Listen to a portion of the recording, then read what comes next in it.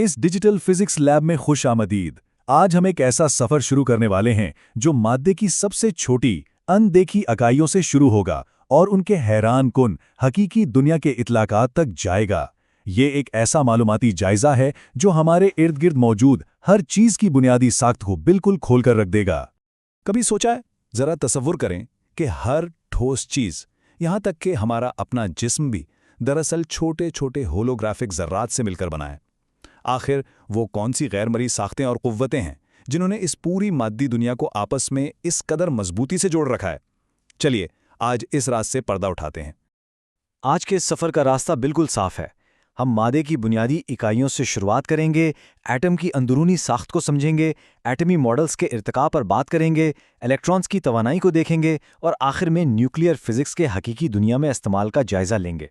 तो बिना किसी देर के आगे बढ़ते हैं। पहला पड़ाव है मादे की बुनियादी इकाइयां।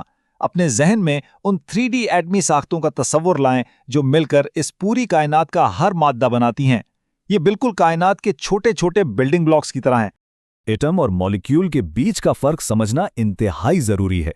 देखिए, एटम किसी भी कीमियाई उनसर की सबसे छोटी इकाई है जो अपनी पहचान बरकरार रखती है। लेकिन जब दो या दो से ज्यादा एटम आपस में हाथ मिलाते हैं तो वो एक मॉलिक्यूल बनाते हैं। मिसाल के तौर पर हाइड्रोजन और ऑक्सीजन के एटम जब जुड़ते हैं तो पानी का मॉलिक्यूल बनता है। यही तो फितरत का अपना बुनियादी कंस्ट्रक्शन सेट है। अब जब हमें इन बुनियादी ब्लॉक्स का अंदाजा हो गया है तो आइए मजीद गहराई में चलते हैं। इन छोटे छोटे जर्रों के अंदर आखिर होता क्या है? तो बात दरअसल ये है कि एक एटम खुद 3 छोटे ज़र्रात से मिलकर बनता है: प्रोटॉन, न्यूट्रॉन और इलेक्ट्रॉन। प्रोटॉन जिन पर पॉजिटिव चार्ज होता है और न्यूट्रॉन जिन पर कोई चार्ज नहीं होता, ये दोनों एटम के बिल्कुल मरकज़ यानी न्यूक्लियस में रहते हैं और इन दोनों का वज़न या मास तकरीबन एक जैसा होता है। दूसरी तरफ इलेक्ट्रॉन्स हैं जिन पर नेगेटिव चार्ज होता है। ये न्यूक्लियस के गिर्द तेज़ी से चक्कर लगाते हैं और मज़े की बात यह है कि इनका मास इतना कम होता है कि उसे वज़न में गिना ही नहीं जाता।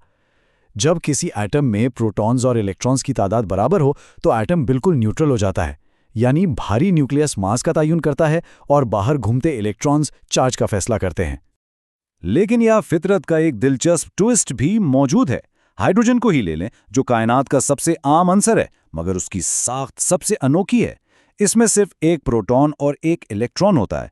न्यूट्रॉन्स बिल्कुल सिफर, यानी कोई न्यूट्रॉन नहीं होता। ये इस बात का सबूत है कि ज़र्रात की थोड़ी सी तरतीब बदलने से ही किसी अंसर की पूरी खासियत बदल जाती है। अब सवाल ये पैदा होता है कि ये सब हमें पता कैसे चला? एटम की इस खुफिया शक्ल को समझना एक ऐसा साइंसी मुअम्मा था जिसे हल करने में कई नस्लें लग गईं। साइंस की तारीख में एक बड़ा टर्निंग पॉइंट तब आया जब अर्नेस्ट रदरफोर्ड ने अपना इनकलाबी मॉडल पेश किया। इनका ये मॉडल बिल्कुल हमारे निज़ाम शमसी या सोलर सिस्टम जैसा था। उन्होंने दरियाफ्त किया कि एटम का ज़्यादातर हिस्सा बिल्कुल खाली है। सेंटर में एक छोटा, भारी और पॉजिटिव न्यूक्लियस है और नेगेटिव इलेक्ट्रॉन्स उसके गिर्द बिल्कुल वैसे ही घूमते हैं जैसे सूरज के गिर्द सैयारे। सुनने में ये तसव्वुर कितना आसान और पुरकशिश लगता है ना? लेकिन रुकिए, रदरफोर्ड के इस मॉडल में एक बहुत बड़ी खामी थी। फिजिक्स के उसूल कहते हैं कि जब कोई भी चार्ज मदार में तेजी से घूमता है तो उसे मुसलसल तवानाई खारिज करनी चाहिए। इस हिसाब से तो इलेक्ट्रॉन्स की तवानाई खत्म हो जानी चाहिए और उन्हें न्यूक्लियस के अंदर गिरकर तबाह हो जाना चाहिए। इस परेशानी का एक शानदार हल नील्स बोहर ने निकाला। बोहर ने बताया कि इलेक्ट्रॉन्स ऐसे ही किसी भी आम रास्ते पर नहीं घूमते, बल्कि उनके मखसूस या क्वांटाइज्ड मदार होते हैं। वो सिर्फ और सिर्फ तभी एक मदार से दूसरे मदार में छलांग लगा सकते हैं जब वो तवानाई के बिल्कुल दुरुस्त मिकदार यानी एक फोटोन को या तो जज्ब करें या खारिज करें। इस एक आइडिया ने पूरी साइंसी दुनिया को हिलाकर रख दिया। तो ये मखसूस मदार और इनमें छलांग लगाने का अमल आखिर काम कैसे करता है? आइए बोहर मॉडल की इस मैकेनिक्स को थोड़ा और करीब से देखते हैं। ये कदम ब कदम छलांग, जिसे हम क्वांटम लीप कहते हैं, वाकई दंग कर देने वाला अमल है। सोचिए कि एक इलेक्ट्रॉन आराम से अपने निचले मदार में घूम रहा है। अचानक बिल्कुल सही तवानाई का एक रोशनी का जर्रा यानी एक फोटॉन इससे टकराता है। इलेक्ट्रॉन फौरन उस फोटॉन को जज्ब करता है और एक झटके में ऊपर वाले मदार में चला जाता है। लेकिन वो वहां हमेशा नहीं रह सकता। उसे वापस अपनी मुस्तहकम हालत में आना होता है और वापस आने के लिए उसे वही तवानाई एक नए फोटॉन की शक्ल में बाहर निकालनी पड़ती है ना? एक इंतहाई मुनज़्ज़म और खूबसूरत निज़ाम। इस प्रोसेस को आसान लफ्ज़ों में ऐसे समझें। एक तरफ जब फोटॉन इलेक्ट्रॉन के अंदर जज्ब होता है तो स्पेक्ट्रम में गहरी काली लकीरें बन जाती हैं। लेकिन दूसरी तरफ जब इलेक्ट्रॉन वापस नीचे आता है और फोटॉन को खारिज करता है तो चमकदार लकीरें बनती हैं। ये चमकदार और तारीक लकीरें दरअसल एटम्स के अपने मुनफरिद फिंगरप्रिंट्स हैं। इन्हीं फिंगरप्रिंट्स को पढ़कर तो साइंसदान कायनात के पोशीदा राज सुलझाते हैं। अच्छा, तो नजरियाती फिजिक्स पर काफी बात हो चुकी। अब इस साइंसी सफर का रुख जरा हकीकी दुनिया की तरफ मोड़ते हैं और देखते हैं कि ज़र्रात की ये पेचीदा साइंस मेडिसिन, इलेक्ट्रॉनिक्स और यहाँ तक कि स्पेस टेक्नोलॉजी में कैसे इस्तेमाल होती है। जैसे ही हम लफ्ज़ तापकारी या रेडिएशन सुनते हैं तो फौरन जहन में किसी खतरनाक लैब का ख्याल आता है, लेकिन ये 82% का हिस्सा एक ऐसी हकीकत बताता है जो हैरान कौन है। डेटा के मुताबिक आम लोगों को मिलने वाली 82% तापकारी बिल्कुल कुदरती होती है।